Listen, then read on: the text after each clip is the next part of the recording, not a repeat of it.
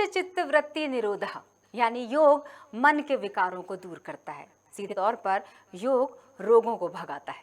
नमस्कार, अंतर्राष्ट्रीय योग दिवस पर खबर भारत की इस खास प्रस्तुति में आप सभी का स्वागत है। मैं हूं क्रांति प्रिया।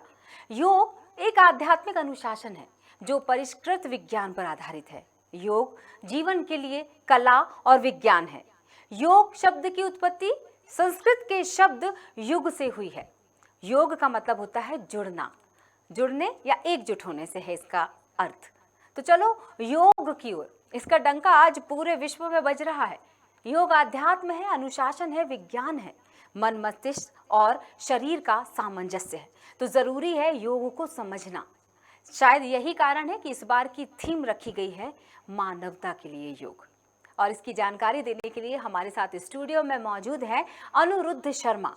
ये चूंकि युवा भारत की बात की जाती है और युवाओं में इस वक्त योग का जो चलन है वो ज्यादा देखने को मिल रहा है। तो अनिरुद्ध जो है वो योग विशेषज्ञ हैं और केंद्रीय विद्यालय में योग प्रशिक्षक तो हैं ही, 7 सालों से ज्यादा समय से ही योग से जुड़े हुए हैं। तो बहुत सारा धन्यवाद समय निकालने के लिए और बहुत सारा स्वागत भी आपका। अनिरुद्ध, क्या कहना चाहेंगे, योग आपके लिए क्या है? योग मेरे लिए तो जीवन ही है, क्योंकि जब से मैं योग से जुड़ा हूँ, योग ने तो मेरा जीवन ही परिवर्तित कर दिया है। कैसा लगता है योग से के जुड़ने से पहले? क्योंकि मुझे नहीं लगता आपकी बहुत ज्यादा आयु होगी। हम युवा की कैटेगरी, यूथ की कैटेगरी में रख सकते हैं, यानी 20+, 30, अंडर 30। तो ज्यादा समय आपको हुआ नहीं, 7 साल से ज्यादा आप योग से जरूर जुड़ते हुए ज्यादा समय हो चुका है। तो कम उम्र में योग से जुड़ने के बाद क्या परिवर्तन देखने को मिला? ये मैंने देखा कि मेरे जीवन में जो नए नए परिवर्तन आए कि आजकल की जो भौतिक जीवन शैली है, तो भौतिक जीवन शैली में रहने के कारण होता क्या है कि व्यक्ति अपने जो लक्ष्य है, जो करियर है, उससे ज़्यादा दूर हो जाता। मेरा सौभाग्य था कि मैं योग से जुड़ा और योग ने कि जब मैंने योग के विभिन्न साधनों को अपने जीवन में उतारा, तो जो भौतिकवादी, जो आधुनिक जीवन शैली है, जो कि हमारे लक्ष्य से हमको भ्रमित कर देती है, तो उनसे कहीं ना कहीं उस आधुनिक जीवन शैली से मैं थोड़ा पीछे हटा और योग ने मेरी की बहुत मदद की, ताकि मैं अपने जो लक्ष्य थे उन पे फोकस कर पाया। और अच्छी बात यह है कि मैंने अपने सारे लक्ष्यों को अचीव किया और शायद अब आने वाले लक्ष्य भी तय कर लिए होंगे जी। ये आपने एक बहुत अच्छी बात की अनिरुद्ध, क्योंकि इस समय जो देखने को मिल रहा है, सबसे ज्यादा अभिभावकों की परेशानी क्या होती होगी पता? शायद आपके माता पिता लकी हैं, आप लकी हैं कि आप उन परेशानियों से कम जूझ पाए, क्योंकि आपने जब उम्र की उस दहलीज पर पार रखा था, जब अब दहलीज को पार किया और उस वक्त से ही आप योग से जुड़ गए, तो यानी आपका तन और मन दोनों ही स्वस्थ रहने लग गया। और स्वस्थ शरीर में ही स्वस्थ मन का निवास होता है। हम शुरू से ये बात कहते चले आ रहे हैं। लेकिन आज के समय में उन परिजनों की समस्याओं पर हम बात करते हैं और आपसे समाधान भी मांग लेंगे जो ऑनलाइन गेम की एकदम गिरफ्त में है, दिमाग खराब हो चुका है। हम तमाम तरह की खबरें आए दिन चलाते रहते हैं। क्या अगर वे बच्चे योग से जुड़ जाएं या उनके माता पिता किसी भी तरह अनुलोम विलोम, प्राणायाम, मेडिटेशन, इन क्षेत्रों से जोड़ देते हैं बच्चों को, या किसी विशेष आसन से जोड़ देते हैं उन बच्चों को, तो क्या परिवर्तन लाया जा सकेगा? जी बिल्कुल। अगर हम देखें कि वर्तमान परिप्रेक्ष्य में मोबाइल फ़ोन एडिक्शन हुआ, इंटरनेट एडिक्शन हुआ, कंप्यूटर एडिक्शन हुआ, ये बहुत सारे एडिक्शन चलते आ रहे हैं। और ये जो एडिक्शन है, एडिक्शन की अगर हम बात करें तो एडिक्शन तो कई प्रकार के जो पहले से चले आते हैं, ठीक है। अब अगर हमें अपने योग के शास्त्रों का अगर हम अध्ययन करते हैं तो हमें एक उधर पे एक बहुत अच्छी चीज मिलती है, अविरति। अविरति के बारे में महर्षि पतंजलि बताते हुए थे कि जो भी पदार्थ है, भौतिक पदार्थ है, उनसे अगर हम तृष्णा रखते हैं, ठीक है, तृष्णा रहित नहीं होते हैं, तो वो हमारा धीरे धीरे हमारे जीवन में उतरने लगती है, जिससे हम विकार युक्त हो जाते हैं, ठीक है।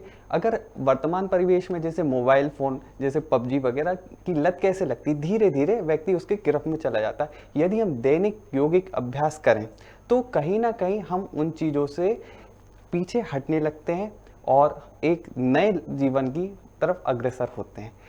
अगर हम देखें कि मोबाइल फ़ोन एडिक्शन हुआ, इन सब के बारे में, तो जो योग के अष्टांग योग की अगर हम बात करते हैं, तो यदि हम धीरे धीरे पहले अगर हम अपने शारीरिक परिवर्तन करें तो मानसिक परिवर्तन अपने आप ही होने लगते हैं। क्योंकि कहा जाता है ना, एक स्वस्थ शरीर में ही एक स्वस्थ मस्तिष्क निवास करता है और दोनों का ही संबंध आपस में मिला हुआ होता है। जब भी हम बीमार पड़ते हैं तो सबसे पहले हमारा मन प्रभावित होता है, और यदि हम देखे जाए, यदि अगर हमारा मन प्रभावित है तो हमें कहीं ना कहीं साइकोसोमेटिक जो वर्ड आया है, मनोदैहिक योग रोग, तो वो भी कहीं ना कहीं इन्हीं चीज़ों से आया है कि हमारा मन कलुषित हो गया है, हमारी चीज़ें जो सोच नकारात्मक विचार हमारे ऊपर इतने हावी हो चुके हैं कि हमारा मन में के कारण हमें कई साइकोसोमेटिक रोग हो रहे हैं। यदि हम इन दोनों को ही स्वस्थ कर लेते हैं तो हमारा जीवन बहुत अच्छी तरीके से व्यवस्थित होकर अच्छी तरीके से चलने लगेगा, और इन दोनों की तरफ मन और शरीर को स्वस्थ रखने के लिए सबसे अच्छा साधन योग है। बिल्कुल सही बात है। मैं आपकी बातों को इतनी गहराई से सुन रही हूँ और इतना अच्छा लग रहा है। जो लोग आपको देख भी रहे हैं, इस वक्त आपको सुन रहे हैं, वो ये ज़रूर सोच रहे होंगे कि हमारा बच्चा भी इतनी अच्छी बातें करे, लेकिन वो तभी कर पाएगा जब उसे सही दिशा दी जाएगी। और योग एक अच्छा ऑप्शन है, अब तो करियर ऑप्शन भी है। अनिरुद्ध, जैसा कि मैंने बताया कि ये एक विद्यालय में योग विशेषज्ञ हैं, यहाँ तक कि ये अपनी जगह पर बैठकर यानी ऑनलाइन योग का प्रशिक्षण भी दे रहे हैं। तो करियर के पॉइंट ऑफ व्यू से अगर वो परिजन सोच रहे हैं कि डॉक्टर इंजीनियर के अलावा अब हम अपने बच्चे को योग विशेषज्ञ, योग इंस्ट्रक्टर भी बना सकते हैं, तो कोई बुराई नहीं है। व्यवहार में परिवर्तन उसके भी आएगा, और वो अगर अच्छी चीज़ों से जुड़ा है तो चारों तरफ खुशहाली ही बांटेगा। क्या कहते हो अनिरुद्ध? जी, बहुत अच्छी बात है ये कि इसके बारे में मैं बताता हूँ। एक करियर के बारे में की दृष्टिकोण से देखा जाए कि योग के विषय में आजकल करियर अपॉर्चुनिटी बहुत बढ़ती जा रही है। पहली बात हम देखें कि यदि हम पहले तो हम अगर योग करते हैं तो हमारा शरीर तो स्वस्थ रहेगा ही, और दूसरी बात कि अगर योग का अगर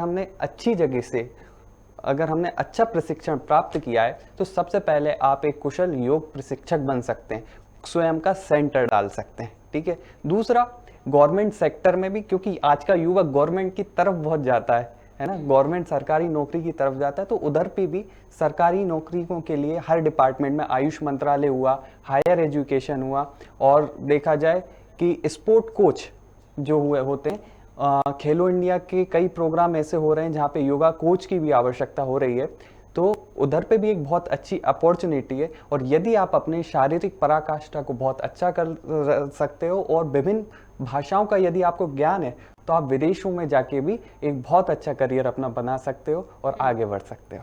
बिल्कुल, यानी जो हम यूनिवर्सल लैंग्वेज की बात करते हैं ना, तो अगर आपको अंग्रेजी मात्र हिंदी के अलावा अगर अंग्रेजी का ज्ञान है तो मानकर चलिए भारत से बाहर भी आप करियर के विकल्प चुन सकते हैं। लेकिन फिलहाल तो चूंकि योग की उत्पत्ति भारत में हुई है, तो हम अपने भारत को ही अगर बहुत सारे योग प्रशिक्षु अगर तैयार कर देते हैं हम अपने भारत में ही, तो सोचकर देखिए पूरा स्वस्थ भारत, विकसित भारत, ये कल्पना हमारी पूरी हो जाएगी। अनुरुद्ध, इस कल्पना के साथ जो हमारा भारत जो विश्व गुरु था, वो फिर से हम विश्व गुरु बनने की तरफ चलेंगे। बिल्कुल सही बात है। अष्टांग योग की बात की थी, और जितनी मेरी जानकारी कहती है अष्टांग यानी 8 अंग योग के, यम, नियम, आसन, प्राणायाम, आहार विहार, प्रत्याहार और धारणा ध्यान समाधि।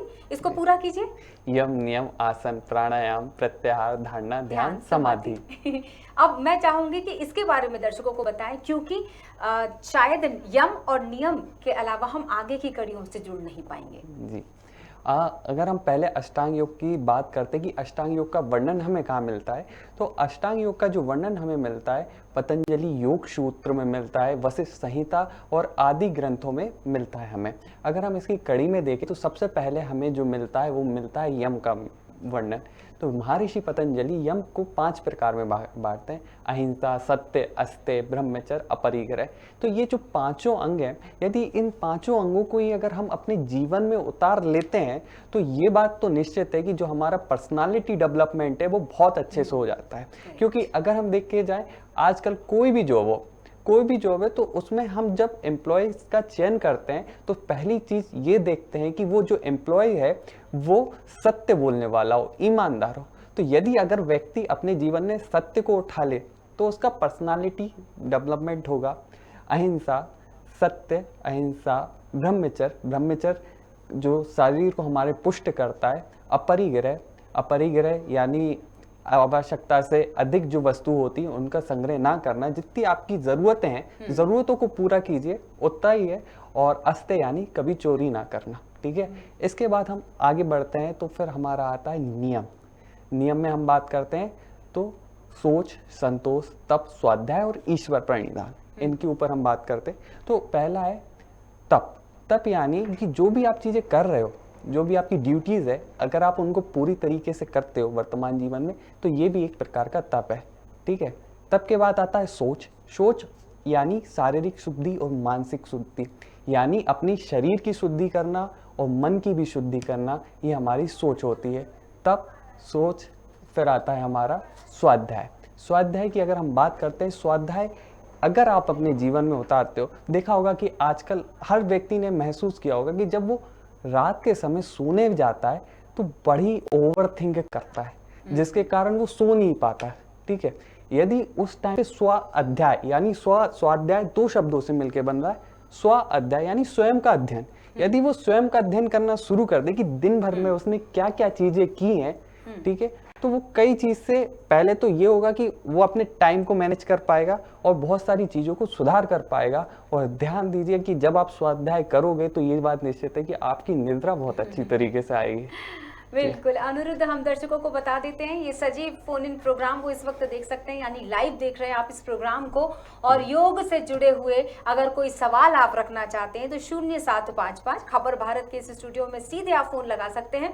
अनुरुद्ध से आप बात कर सकते हैं, कोई सवाल रख सकते हैं, किसी समस्या का समाधान आप मांग सकते हैं। तो 0755 भोपाल का कोड है, 42882228 ये फोन नंबर है।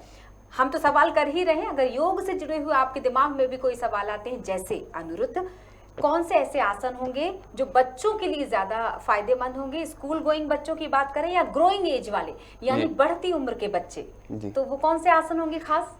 अगर हम बच्चों की बात करते हैं तो उन जो छोटे छोटे बच्चे हैं तो उनके लिए सबसे ज़्यादा आवश्यक है जो हमारे बैलेंसिंग पोज होते हैं। हाँ। वो हमारे जो शरीर को संतुलित बनाते हैं, ऐसे पोज हमारे छोटे छोटे जो बच्चे हैं उनके लिए बड़े लाभकारी होते हैं, जैसे कि वृक्षासन हुआ, ताड़ासन हुआ, कुक्कुटासन हुआ, तोलांगुल आसन हुआ। ये जितने भी आसन हैं ये हमारे शरीर में स्थिरता लाते हैं, एकाग्रता लाते हैं। हमने देखा होगा कि हमारे बच्चे कितने ज़्यादा चंचल होते हैं, ठीक है, तो वो उस चंचलता को नियंत्रित करने के लिए, एक स्थिरता प्राप्त करने के लिए ये सारे आसन लाए जाते हैं। और इससे ये बात कई अनुसंधानों ने, कई रिसर्च ने सिद्ध भी की है कि ताड़ासन और जो वृक्षासन है ये बच्चों की एकाग्रता को इतना अच्छा बढ़ाते हैं कि बहुत अच्छे लाभ हमने इस पे देखे गए। और दूसरी बात, ये शारीरिक दृष्टिकोण से देखा जाए तो ताड़ासन हुआ जो सभी को विदित है कि लंबाई बढ़ाने के लिए बहुत लाभकारी है, ठीक है। इस तरीके से तोलांगुल कुक्कुटासन अगर हम करते हैं तो हमारी जो शोल्डर से लेके जो हमारे आर्म से इसकी जो सारी मांसपेशियां होती है वो मजबूत होती है।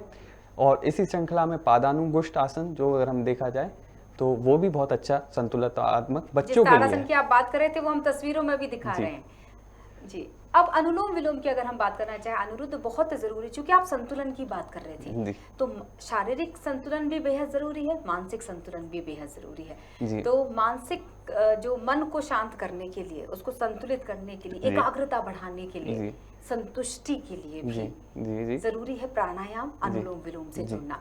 श्वास प्रश्वास या पूरक रेचक कुंभक, ये वो क्रियाएं हैं जिनको हमें जानना जरूरी है, जिनके तरीके, सही तरीका क्या हो सकता है। सिर्फ ये नहीं कि हमने सुन लिया कि कपाल भाती, बहुत सारे लोग हैं जो कपाल भारती बोलते हैं आज भी, तो जिन्हें शब्द ही ठीक से नहीं पता वो किस तरह से कपाल भारती करते होंगे, दरअसल वो कपाल भाती होता है। तो पहले तो दर्शकों को बता दो वो कपाल भाती का मतलब क्या होता है। जी, कपाल यानी हमारा मस्तिष्क और भाती यानी उस पर चमक, ठीक है। अब मैं खबर भारत के माध्यम से आपको एक चीज़ स्पष्ट रूप से बता देता हूँ कि जब हम नाड़ी शोधन या अनुलोम विलोम की जब हम बात करते हैं तो शास्त्रों में इसका वर्णन प्राणायामों की श्रृंखला में नहीं किया गया है। पहले इस बात को गौर से देखिए। हमेशा हम जब नाड़ी शोधन या अनुलोम विलोम का जो हमें वर्णन है प्राणायाम की श्रृंखला से जस्ट पहले मिलता है। ऐसा क्यों? क्योंकि नाम सुनिए, नाड़ी शोधन यानी हमारी नाड़ियों का शोधन। हमारे जो प्राचीन मनीषी थे उन्होंने ये बताया कि हमारे शरीर में 72,000 नाड़ियां हैं जो कि सूक्ष्म रूप में हमारे पूरे शरीर में व्याप्त है। और ये समस्त नाड़ी मल इसमें है, मल के सहित है।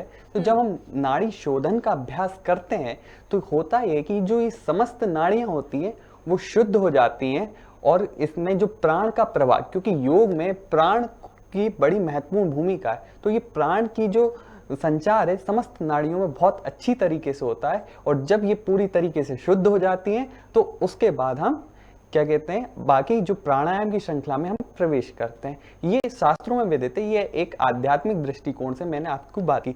अगर हम आज के परिवेश की हम बात करें, मॉडर्न टाइम की बात करें, तो इस पे जो रिसर्च हुई है वो ये कहती है कि जो नाड़ी शोधन होता है इसका प्रत्यक्ष प्रभाव हमारा क्या कहते हैं बिल्कुल। प्रत्यक्ष प्रभाव की अगर हम बात करें, चले दर्शकों को सबसे पहले बता देते हैं, जब तक अनिरुद्ध हमें बताएंगे, बाकी की हम बातचीत रखेंगे। और हम ये जरूर बताना चाहेंगे कि 0755 हमारे भोपाल का कोड है। अगर आप हमारे साथ जुड़ना चाहें तो बिल्कुल मोस्ट वेलकम, स्वागत है आपके सवालों का। 0755-266। इसके अलावा एक जो नंबर है जिस पर आप लगाकर इजीली हमसे आसानी से हमसे संपर्क कर सकते हैं, 4288-228 ये नंबर है, यानी 4288-228 ये फोन नंबर है। आप उस नंबर पे कर सकते हैं हमारे साथ संपर्क और अपने सवाल रख सकते हैं। और जिस तरह से अनिरुद्ध आप हमें चर्चा कर रहे थे और बता रहे थे कि बच्चों के लिए ताड़ासन, हम तस्वीरों में बता रहे हैं, वृक्षासन जिसका आप जिक्र कर रहे थे, ये छोटे छोटे से बच्चे वृक्षासन कर रहे थे और एक ग्रुप में योगा किया जाने का भी अपना एक आनंद है। अनिरुद्ध क्या कहेंगे? ये बात तो सही है कि सामूहिक, अगर हम देखा जाए कि जो हमारा योगा दिवस होता है वो सामूहिक रूप से ही किया जाता है।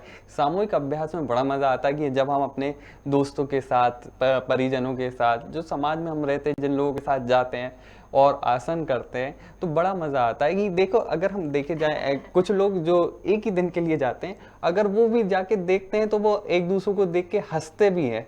तो कहा भी ये भी जाता है कि laughter is the best medicine. तो कहीं ना कहीं ये भी धारणा यहाँ पे पूर्ण हो रही है। और सामूहिक जब हम अभ्यास करते हैं तो एक बात ये है कि हम को जो आसन कर रहे हैं या जो भी प्राणायाम कर रहे हैं उनकी सुधार करने में हमें बड़ी मदद मिलती है। हम सीख सकते हैं उधर पे कि जो व्यक्ति किस प्रकार से कर रहा है, जो योगा इंस्ट्रक्टर है वो किस प्रकार से निर्देश दे रहा है। तो इस तरीके से हम देख सकते हैं। अनिरुद्ध, मैं चाहूंगी कि हम बाकी के आसन तो तस्वीरों में दिखा रहे हैं, लेकिन ये बटरफ्लाई की चक्र आसन दिखा दिया हमने दर्शकों को। तितली आसन बेहद फायदेमंद माना जाता है, भद्रासन के अंतर्गत जिसको लिया जाता है, और ये महिलाओं के लिए बहुत फायदेमंद माना गया है। तो ऐसे कुछ आसन जो बीमारी को कंट्रोल करते हैं, कुछ ऐसे आसन बता दीजिए।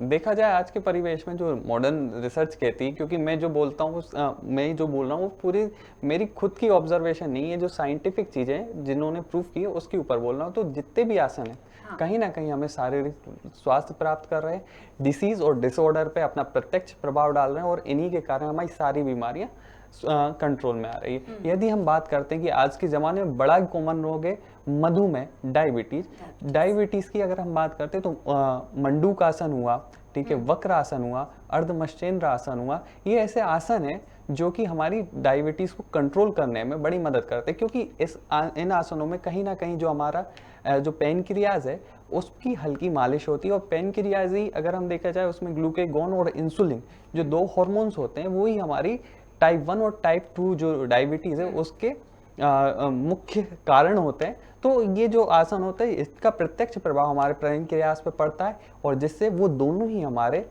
जो हार्मोन्स है वो हमारे नियंत्रण में आते हैं। अनिरुद्ध, अब प्राणायाम की बात करते हैं। प्राणों का आयाम प्राणायाम है, तो मैं चाहूंगी कि हम यहाँ से स्टूडियो से क्या दर्शकों को मुद्रा को पकड़ना और फिर उनके साथ प्राणायाम करना, थोड़ा सा आप मदद कर पाएंगे क्या? जी बिल्कुल, मैं आपको अनुलोम विलोम जिसकी हम बात कर रहे थे उसके बारे में आपको बताता हूँ। इसके लिए हम क्या करते हैं कि सबसे पहले कोई भी सुखात्मक आसन में बैठ जा सकते हैं, जैसे हुआ पद्मासन हुआ, सिद्धासन हुआ, वज्रासन हुआ, मुक्तासन हुआ, गुप्तासन, ऐसी कई लंबी श्रृंखलाएं। नहीं तो जो आलती पालती बांध के बैठना जो हमारे लोकल लैंग्वेज में कहा जाता है उसमें भी बैठ सकते हैं, ठीक है। इसके उपरांत आपको ध्यान ये रखना है कि आपका स्पाइनल कॉर्ड, मेरुदंड है वो एकदम सीधा रहे।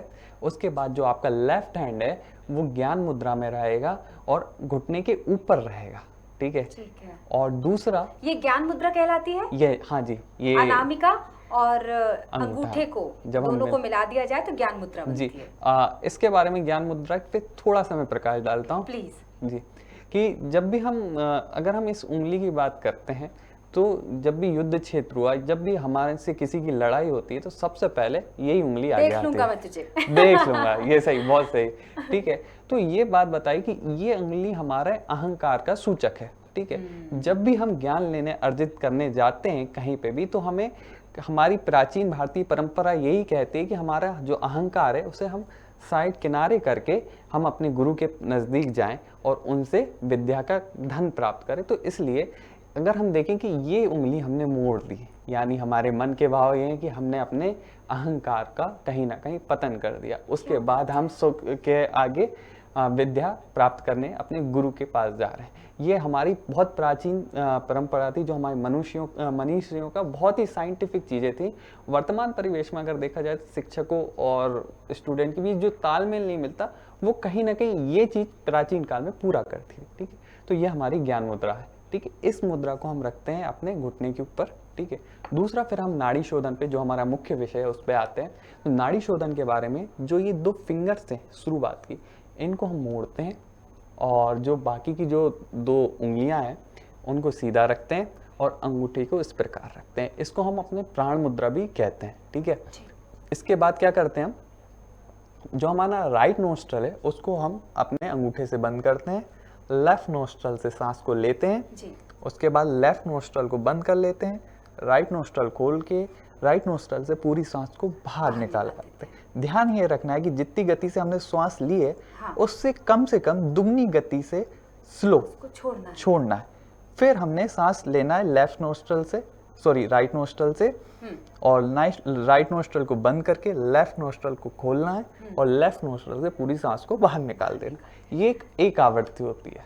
मतलब बाएं से हमेशा शुरू करना है, तो बाएं से इनहेल, अगर मैं जितना समझ पाई हूँ, और फिर दाएं तरफ से एक्सहेल, यानी श्वास और प्रश्वास, शायद इसको यही बोला जाता है। और उसकी जो गति है वो डबल होनी चाहिए, दोगुनी गति से बाहर निकालना है। जी जी, आप कुछ कह रहे थे अनिरुद्ध? मैं यही कह रहा था कि श्वास को एक गति से, जैसे कि 5 सेकंड हमने श्वास को लिया, तो कोशिश हमें ये करना है कि 10 सेकंड तक धीमी गति से श्वास को छोड़ना है। बिल्कुल, हम दर्शकों को बता दें, डिस्प्ले हो रहा है नंबर हमारा 0755, यानी आप इस पर हमें कॉल कर सकते हैं। भोपाल का ये कोड बताया मैंने, और 42882228 इस नंबर पर कॉल कीजिए और सवाल रखिए, वरना आपका प्रतिनिधित्व करते हुए मैं तो सवाल रख ही रही हूँ। अगर आपके मन में कोई सवाल उठता है, या आपको लगता है कि आप इस बीमारी से ग्रस्त हैं, या फिर आप योग से जुड़ना चाहते हैं, या परिवार के किसी सदस्य को योग से जोड़ना चाहते हैं, और किस तरह से योग का आचरण किया जा सकता है, तो अनिरुद्ध हमारे साथ लगातार जुड़े हुए हैं। बस कुछ समय और है, तो मैं चाहती हूँ कि काउंटडाउन होने से पहले आप जल्दी से सवाल रख लीजिएगा।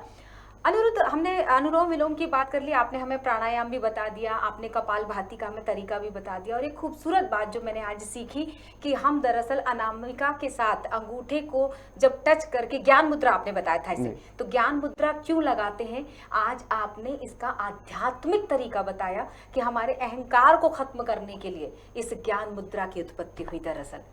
तो ये योग हमें फिट, जैसा कि हम हमेशा बोलते आ रहे हैं, और अभी भी इस वक्त हम बोल रहे हैं शुरू से ही, कि तन को भी स्वस्थ रखता है और मन को भी, और हमारा ज्ञानोपार्जन भी तो कर रहा है योग, कि किस तरह से हम अपने संस्कारों से जुड़े हुए हैं। संस्कृति का एक अहम हिस्सा है योग जी। अब हम थोड़ा सा बुजुर्गों की बात करते हैं। घर में या तो बच्चों के लिए योग बहुत ज्यादा फायदेमंद अभी इस दौरान देखने को मिला है, और या फिर बुजुर्ग जिन्हें लगता है कि अब हम इस उम्र में क्या कर पाएंगे, हमारे घुटने मुड़ते नहीं हैं, हम ठीक से खड़े नहीं हो सकते, उनके लिए आपका क्या जवाब होगा? देखिए, जो बुजुर्ग, एक वृद्ध अवस्था आती है जहाँ पे हमारे जो शरीर होता है, देह होता है, उसे रोग जकड़ लेते हैं। ठीक है, ऐसा नहीं है कि उनसे मुक्ति असंभव है।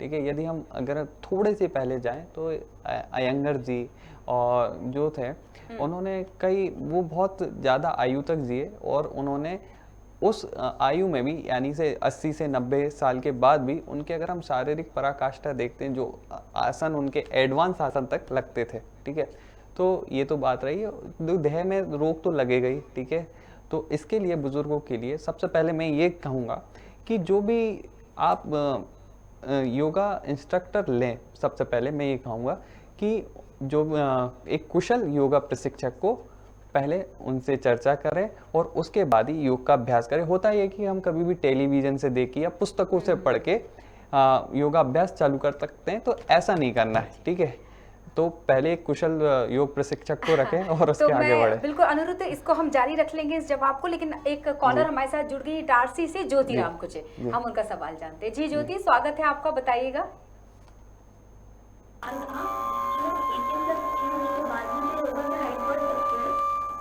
जी, मैं चाहूंगी एक बार और अपना सवाल रखिएगा। मेरा सवाल था कि हाँ। 18 प्लस एज होने के बाद भी योगा करने से क्या हाइट बढ़ सकती है? अरे वाह ये बहुत इंटरेस्टिंग रुचिकर सवाल है। जी, कि 18 प्लस अगर हम देखा जाए कि हम जो हमारी हाइट बढ़ने के लिए जो हमारा मुख्य अगर हम बात की जाए फिजिकल दृष्टिकोण से जो हमारा ग्रोथ हार्मोन्स होता है वो हमारी हाइट को बढ़ाने में या शारीरिक ग्रोथ करने के लिए बड़ा ही मुख्य माना जाता है, जिसका सीधा संबंध हमारा पिट्यूटरी ग्लैंड और हमारी थायराइड ग्लैंड से होता है। ठीक है, अगर हम योग की बात करें तो जब हम कुछ आसन हमारे इस प्रकार के होते हैं जो हमारी थायराइड ग्लैंड पे की मसाज करते हैं, तो जिससे होता है कि जो हमारा जो ग्रोथ हार्मोन्स होता है वो उसका सीक्रेशन थोड़ा संतुलित हो जाता है। और दूसरी बात, ये तो एक बात ही, और दूसरी बात कि जब हम अपने शरीर को स्ट्रेचिंग देते हैं ऊपर की तरफ ताड़ासन में, ठीक है, बहुत सारे आसन ऐसे हैं जो जिसमें हम क्या कहते हैं ऊपर की तरफ स्ट्रेचिंग देते हैं और शरीर को ऊपर की तरफ लाते हैं। तो इससे होता ये है कि हमारा जो साइज है शरीर का वो बढ़ने लगता है धीरे धीरे। तो बिल्कुल निश्चित 18 साल के बाद भी हाइट बढ़ सकती है। और दूसरा अगर दो दृष्टिकोण से कि कई एक ग्रंथ ऐसे हैं जिसमें ये भी लिखा है कि योगी की जो हाइट है वो 32 साल तक बढ़ सकती है। ये मेरी बात नहीं, ये मैं शास्त्रों में विदित बात कर रहा हूँ जो लिख गए हैं जो हमारे जी। आपने देखा होगा कि अगर हम थोड़ी सिद्धि की बात करें तो अड़िमा महिमा गरिमा, तो किस प्रकार से अपने शरीर को छोटा बड़ा हर साइज में ढाल सकते हैं। तो ये जब अगर हम थोड़ी बात करें कि हनुमान जी भी तो वो हर साइज में डाल सकते, तो ये तो एक आध्यात्मिक बात है। और जो मेडिकल साइंस में रिसर्च हुई थी उसके बारे में मैंने आपको पहले बता दिया किस प्रकार से। ज्योति के इस सवाल से ना एक सवाल मेरा भी जुड़ता है। हाइट को आपने बोला कि अगर वाकई आप योग से लंबे समय से जुड़े हुए हैं, ईमानदारी से बिना नियम को तोड़े योग कर रहे हैं सालों से, तो शायद 32 साल तक बढ़ सकती है। आप जो लिखा हुआ है, क्या उम्र को भी बढ़ाया जा सकता है? दीर्घ आयु हम प्राप्त कर सकते हैं, ठीक है, इसमें कोई दो राय नहीं है। आजकल देखिए ईशावास्य उपनिषद में साफ लिखा है, जब हम कर्मनिष्ठ की अवधारणा पढ़ते हैं कि मनुष्य को कम से कम 100 वर्ष की जीवन जीने की इच्छा रखनी चाहिए। ठीक है, ये ईशावास्य उपनिषद में लिखा है। तो कहीं ना कहीं जब हम योग का अभ्यास करते हैं तो योग से हमारे शारीरिक जो अंग हैं वो पूरी तरीके से स्वस्थ होते हैं और हमारा मन एकदम शांत रह सकता है। तो इसमें आप आगे भी बढ़ सकते हैं। अभी आपको शिवानंद जी जिनको पद्म भूषण प्राप्त हुआ है, उनकी आयु आप देख सकते हैं, ये हमारे लिए जीता जागता उदाहरण। और एक और चीज हम जोड़ते हैं उसके साथ ही, जिस नाम का आपने जिक्र किया है ना, वो एक वजह से और जाने गए, वो एक वजह से और उसका वीडियो बहुत ज्यादा वायरल हुआ, उस लम्हे का वीडियो, ना कि मैंने उनके लिए शब्द इस्तेमाल किया, जहां वो जमीन पर बैठकर नतमस्तक हो रहे थे उस पुरस्कार को प्राप्त करते वक्त। यानी लदा हुआ पेड़ झुका हुआ, जितना ज्ञानवान उतना ज्यादा उसकी रीढ़ की हड्डी झुकी हुई हो जाती है। तो मुझे लगता है अनिरुद्ध, जाने से पहले एक वो श्लोक, योग में महत्व है गुरु शिष्य परंपरा का, तो मैं सोचती हूँ कि मैंने भी उस मंत्र को रटा हुआ है, क्योंकि मैं भी कहीं ना कहीं योग से जुड़ी हुई हूँ। आप तो योग प्रशिक्षु हैं ही और योग छात्र भी रह चुके हैं, तो वो मंत्र जो गुरु और शिष्य दोनों मिलकर अपनी कक्षा में करते हैं और वहां से योग की विधिवत शुरुआत होती है। तो शुरू करें अनिरुद्ध, आंख बंद करते हैं दर्शकों, हम दोनों यहाँ से करेंगे और आप वहां से हमारे साथ इन शब्दों को दोहराइएगा। अनिरुद्ध, जहां तक मेरा ध्यान है, दोनों हाथ ध्यान में। हाँ जी, बहुत सुंदर जी। चलो अनिरुद्ध, 1 2 3। ओम सहना भवतु सहनो भुनक्तु सह वीर्यं करवावहै तेजस्विनावधीतमस्तु मा विद्विषावहै। ओम शांति शांति शांति। धीरे से दोनों आंखों को खोलेंगे। बहुत अच्छा लग रहा है और बहुत बहुत शुक्रिया। जी अनिरुद्ध, कुछ कहना चाहते हैं? जी, मैं आखिरी में एक चीज और बताता हूँ, हमारी भारतीय संस्कृति की विशेषता कि हमने जो अभी आखिरी में देखा कि हमने जो इस मंत्र का उच्चारण किया उसके बाद हम तीनों ओम शांति शांति शांति तीनों चीजों से बात, ये तीन ही शांति क्यों बोली जाती है? बिल्कुल सही। 4 भी बोल सकते थे, 5 भी बोल सकते थे, 2 भी, तो इसलिए 3 शांति बोली जाती है कि शास्त्रों में हमें पास 3 प्रकार के दुख बताए गए हैं। ये भौतिक संसार में हमें 3 प्रकार से दुख प्राप्त होते हैं, अधिभौतिक, अधिदैविक और आध्यात्मिक। इन तीनों दुखों की शांति के लिए ये शांति होती है। और अगर हम देखा जाए कि योग की, अगर हम अभी भी वर्तमान परिवेश में देखा जाए तो हर जगह वाइट यानी एक शांति का प्रतीक जो हम कहते हैं, बहुत सुंदर। तो कहीं ना कहीं इसका हमारे जीवन में सिर्फ हमारे लक्ष्य जो बताती, साइकोलॉजी भी ये बोलती कि हमारे जीवन में बस 2 चीजें। बहुत बहुत शुक्रिया अनिरुद्ध।